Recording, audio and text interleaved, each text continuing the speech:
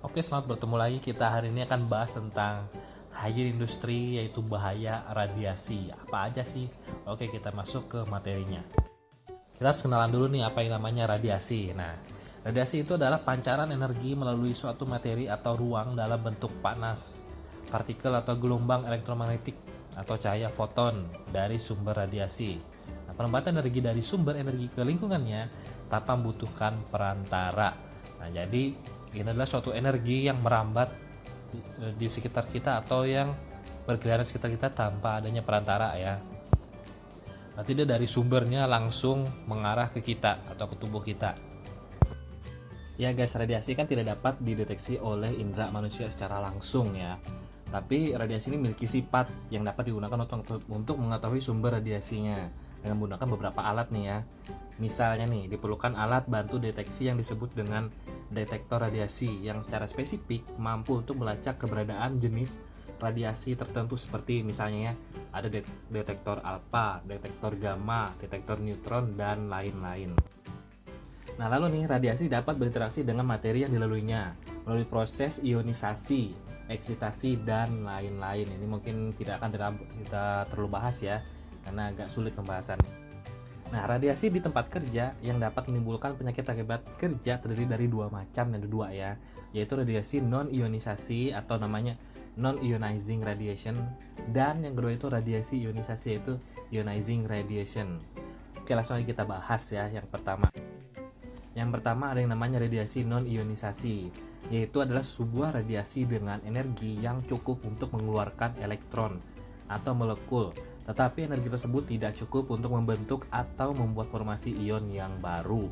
Nah, selain itu, radiasi non-ionisasi merupakan radiasi gelombang elektromagnetik gitu ya, yang memiliki kekuatan kurang dari 10 keV ya, yang tidak memiliki cukup kekuatan untuk menyebabkan ionisasi molekuler. Tapi ini hanya dapat menimbulkan vibrasi dan rotasi molekul, jadi tidak terlalu kuat ya, energinya ya sedang-sedang saja gitu ya. Nah, radiasi non-ionisasi merupakan radiasi yang berupa gelombang elektromagnetik, yaitu gelombang mikro atau microwave ya, sinar ultraviolet atau kita bilangnya sinar UV ya, atau nama bahasa Indonesia itu sinar ultra ungu. Ada juga sinar infrared atau inframerah dan sinar laser. Nah, kita akan bahas yang pertama itu radiasi gelombang mikro atau microwave yang sering kita kenal ya. Nah, gelombang mikro digunakan untuk spektrum gelombang elektromagnetis dengan panjang gelombang antara 0,3 sampai dengan 3000 cm. Berarti sampai sekitar 30 meter ya jarak ini gelombang ini. Nah, gelombang mikro dihasilkan dari perlambatan elektron pada medan listrik. Kegunaannya untuk gelombang radio, misalnya untuk televisi, radar, dan alat-alat industri. Nah, jadi selain ada bahayanya, ternyata gelombang microwave ini juga digunakan dalam kehidupan kita sehari-hari ya, untuk teknologi modern kita. Nah, jadi radiasi gelombang mikro ini sepanjang beberapa milimeter ya, beberapa mili, itu akan diserap oleh kulit. Dan jika dia memancarkan sepanjang beberapa sentimeter, sebagiannya akan diserap oleh kulit dan sebagiannya akan menembus ke dalam tubuh. Nah, jadi kalau dia beberapa senti, dia itu akan terbagi ya, ada yang berhenti di kulit, ada yang menembus sampai ke organ di dalam tubuh.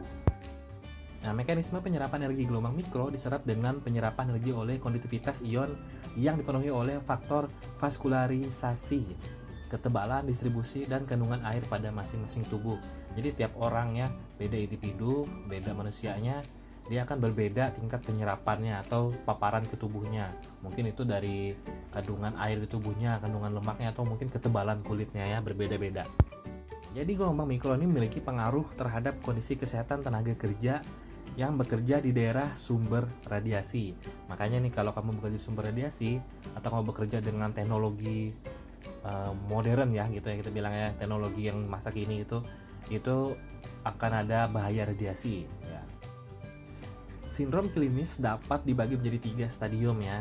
Ada pada stadium permukaan atau yang pertama nih, gejalanya itu seperti asteni atau badan tuh kayak rasa lemas gitu ya, nggak ada tenaga, yang bersifat reversible atau ya lemas ini bisa hilang atau bisa pulih dengan sendirinya kayak gitu ya. Jadi sifatnya yang stadium pertama ini, stadium awal ini, dia akan hilang dengan sendirinya atau tubuh kita akan sembuh atau recover secara sendirinya jika radiasi itu dihentikan atau dia mungkin menjauh dari sumber radiasi. Stadium berikutnya itu dia akan masuk ke dalam stadium menengah. Nah, dan ada juga stadium lanjut. Ini gejalanya mirip-mirip ya, stadium menengah dan lanjut ini, yaitu seperti gangguan neurovaskuler atau gangguan saraf ya. Lalu gangguan kadar albumin, histamin dan serum darah, dan karsinoma. Jadi ini gejalanya antara stadium menengah dan stadium akhir atau stadium lanjut ini mirip-mirip gitu ya. Jadi agak susah dibedakan, tapi dengan kadar atau dengan tingkat keparahannya kita bisa tahu nih orang ini dalam tahap baru stadium menengah atau sudah lanjut, sudah parah banget gitu ya. Tapi ini pada gambaran klinis stadium lanjut, dia menyerupai sindrom gangguan diencephalon, di mana pada stadium tersebut kemungkinan dapat pulih sangat sulit, bahkan dapat menyebabkan kecacatan. Jadi kalau udah berlebihan nih terpapar radiasi microwave ini, sudah sampai tahap lanjut atau tahap akhir, dia itu cenderung lebih ke cacat ya, baik secara fisik maupun secara mental. Atau biasa gini paling simpelnya ya, contohnya jika kita pernah nih saya baca ya, karena orang tuanya selalu bermain gadget dan dia tertinggal di daerah sutet atau kita bilang itu daerah yang memiliki gelombang energi elektromagnetik ya, dia itu akan melahirkan anak yang cenderung cacat, autis secara mental maupun secara fisik gitu, ada kekurangan ya. Ini yang pernah saya baca sih ya, tapi belum tahu. Tapi mungkin kalau kamu cari ya di internet atau dimanapun, mungkin kamu akan menemukan literatur maupun penelitian yang mungkin ada hubungannya dengan cerita yang saya sebutkan tadi ya. Nah, jadi gelombang microwave ini memiliki beberapa frekuensi ya, frekuensi dalam penggunaannya maupun dalam kesehari-hari ya gitu ya. Nah, jadi pada frekuensi 300 hingga 30.000 MHz tidak boleh melampaui 10 miliwatt per cm kuadrat dengan rincian sebagai berikut. Yang pertama nih, tingkat kekuatan energi gelombang mikro lebih dari 10 miliwatt per cm kuadrat itu berbahaya ya. Pekerja tidak boleh masuki daerah yang memungkinkan sebagian besar tubuhnya terkena radiasi gelombang mikro dengan kekuatan energi sebesar itu. Ini di sini sudah batas bahaya atau danger warning ya, nggak boleh sampai melebihi dari 10 microwatt per cm kuadrat. Nah, yang kedua ini ada tingkat kekuatan energi antara 1 hingga 10 microwatt per cm kuadrat. Jadi ini tidak melebihi 10 tapi antara 1 sampai 10 tadi ya. Nah, dianggap aman sekali-kali atau kadang-kadang aja ya, jadi nggak boleh terus-terusan atau sepanjang waktu secara kontinu gitu ya. Dan yang ketiga nih, tingkat kekuatannya itu di bawah 1. Jadi kalau tadi yang pertama itu adalah lebih dari 10, yang kedua itu 1 sampai 10, dan ini di bawah 1, berarti ini sangat kecil ya, 0,9 gitu yang paling kecil ya. Nah, aman untuk terpapar secara terus-menerus, berarti ini aman ya. Contohnya apa? Penggunaan sehari-hari. Kamu pasti pernah dengar nih alat untuk memasak namanya microwave. Iya, memang mereka menggunakan microwave untuk memasak. Nah, itu salah satu contohnya ya. Ini terdapat dua nih alat untuk mengukur radiasi. Yang pertama itu ada IEMP-1, yaitu untuk mengukur intensitas radiasi berupa kekuatan komponen listrik dan magnetik dari lapangan dengan frekuensi tinggi. Jadi ini untuk mengukur radiasi dengan frekuensi yang tinggi ya. Lalu yang kedua itu ada alat itu PO1 atau PO1 ya, mengukur kekuatan arus pada lapangan elektromagnetik dengan frekuensi lebih tinggi. Jadi ini kalau sudah melebihi ambang batas ya, menggunakan alat yang kedua. Nah, yang kedua kita akan bahas tentang radiasi sinar ultra ungu atau ultraviolet atau kita sebut sinar UV ya. Nah, radiasi sinar UV ini adalah radiasi elektromagnetis dengan panjang 180 hingga 400 nanometer. Intensitas energinya dapat dinyatakan dalam satuan microwatt per cm kuadrat. Nah, jadi kalau dalam microwave tadi dia satuannya adalah miliwatt per cm kuadrat, kalau di sinar UV ini dia itu lebih kecil lagi, yaitu microwatt ya. Nah, sinar ultra ungu atau sinar UV ini dihasilkan oleh pengelasan nih, contohnya orang mengelas, biasanya ngelas besi, baja atau apapun itu ya, yang menggunakan suhu yang tinggi yang sampai memancarkan gitu ya. Lalu benda-benda pijar atau benda-benda yang menghasilkan panas dan cahaya gitu ya, yang menggunakan suhu yang tinggi, lampu pijar atau lampu yang kuning itu ya, sinar matahari dan lain-lain. Nah, sinar ultra ungu atau sinar UV ini dapat pada panjang gelombang 290 hingga 320 nanometer merupakan penyebab kanker kulit. Ingat ya, berarti pada sekitar 290 sampai 320 nanometer ini dapat menyebabkan kanker kulit, terutama bagi kulit yang kandungan pigmennya rendah atau ya kamu yang berkulit yang sangat putih ya. Jadi semakin putih kulit kamu, maka kamu akan semakin rentan terkena kanker kulit. Jadi jangan terlalu seneng ya dengan kulit putih ya. Kenapa? Risikonya jika kamu terpapar di bawah matahari misalnya terlalu lama, kamu akan lebih mudah terkena kanker kulit daripada orang yang berkulit hitam. Nah, di sini menurut Permenaker Trans nomor Peraturan 13 Menteri 10 2011, yaitu tentang nilai ambang batas faktor fisika dan kimia di tempat kerja dan Standar Nasional Indonesia atau yang namanya SNI ya, nomor 16 7063 2004 ya. Nah, nilai ambang batas radiasi sinar ultra ungu adalah 0,1 mikrowatt per centimeter kuadrat. Pengendalian dari paparan ultra ungu adalah mengurangi lama paparan kerja per hari. Jadi itu ya, cara mengendalikan adalah dengan mengurang-urangkan atau memberikan jangka waktu tertutup dalam bekerja menggunakan sinar UV. Nah, kalau kita lihat dalam tabel ya, semakin besar microwattnya, maka pekerjaan kamu menggunakan sinar UV ini akan semakin dibatasi atau semakin sedikit ya. Kamu lihat ya, 0,2 mikrowatt per centimeter kuadrat itu kamu boleh terpapar atau boleh menggunakannya dalam bekerja sehari itu selama 4 jam. Nah, tapi kamu lihat nih, jika dia sudah mencapai 30.000 mikrowatt per centimeter kuadrat, kamu hanya boleh terkena 0,1 detik atau sekilas saja gitu ya. Kalau sudah lebih dari itu, kamu dapat membahayakan kulit, mata, atau apapun yang ada di tubuh kamu ya, organ-organ tubuh kamu ya. Makanya hati-hati ya terhadap sinar UV. Memang ada manfaatnya sangat banyak bagi kita, tapi jika berlebihan juga tidak baik bagi kita. Nah, di sini tuh ada efek terkena paparan sinar UV. Ini kalau sinar yang berlebihan ya.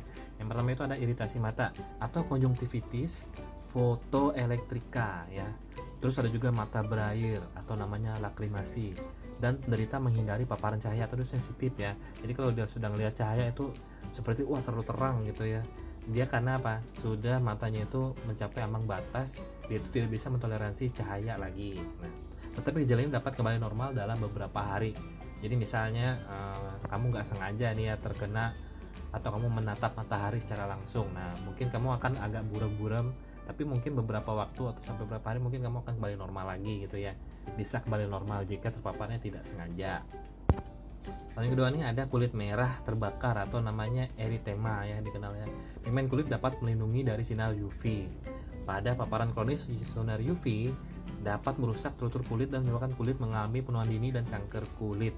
Makanya kalau kamu lihat kok orang ada yang mukanya kok tua banget ya, padahal dia masih muda ya, ada kemungkinan karena dia sering berjemur atau dia sering terjemur atau dia sering bermain di bawah sinar matahari, makanya mukanya atau orang muka tua ya. Ada beberapa orang kayak gitu ya. Nah, di sini ada beberapa pekerja yang berisiko terkena paparan sinar UV tadi ya. Ya, yang pertama itu ada pekerja di lapangan terbuka. Nah, pekerja yang selalu terpapar sinar matahari ya, karena lapangan terbuka ya. Dia menggunakan pakaian lengan pendek dan celana pendek terutama bila bekerja di musim panas. Jadi kamu udah tahu itu tempatnya panas, nggak ada tempat berteduh di lapangan terbuka, malah menggunakan baju yang seksi yang terlihat mengekspos seluruh tubuh ya. Nggak boleh, hati-hati ya, bisa menyebabkan kanker kulit. Lalu selain pekerja di luar ruangan atau di ruang terbuka, ada juga pekerja yang dalam ruangan. Ini juga bisa kena ya sinar UV ya. Bukan dari matahari, tapi dia dari lampu ultra ungu atau lampu UV digunakan untuk membunuh bakteri. Ini biasanya di laboratorium atau di rumah sakit maupun di tempat-tempat klinis gitu ya. Biasanya ini kan sinar UV digunakan untuk membunuh bakteri ya. Nah, yang biasa menggunakan alat-alat seperti sinar UV ini itu ada perawat, ada tukang daging. Kalau udah nggak ada baju pakai tukang daging itu mereka menggunakan sinar UV ya untuk membunuh bakteri ya. Lalu ada penjamah makanan atau konsumen gitu ya, tukang daging, pekerja pabrik obat dan tembakau, dan tukang las. Nah, ini yang sering-sering terpapar sinar UV, baik itu dari alat bantu maupun dari sisa buangan seperti alat las gitu ya, sisa buangan energi menghasilkan pancaran sinar UV yang berbahaya bagi mata, kulit maupun bagian-bagian tubuh lah ya. Nah, pencegahan dan pengendalian adalah dengan memakai kacamata anti UV, dengan memakai lotion anti UV. Selain itu adalah dengan cara mengurangi lama paparan kerja per hari. Nah ya, jadi kalau orang menggunakan kacamata hitam itu bukan untuk gaya-gayaan ya. Awalnya itu diciptakan untuk supaya mengurangi sinar UV yang langsung masuk ke mata gitu ya. Lalu ada lotion anti UV, itu kalau zaman sekarang itu terkenal ya. Krim-krim untuk pencerah katanya anti UV ya. Untuk apa? Supaya kulitnya tidak terbakar, tidak gosong ya, kayak gitu.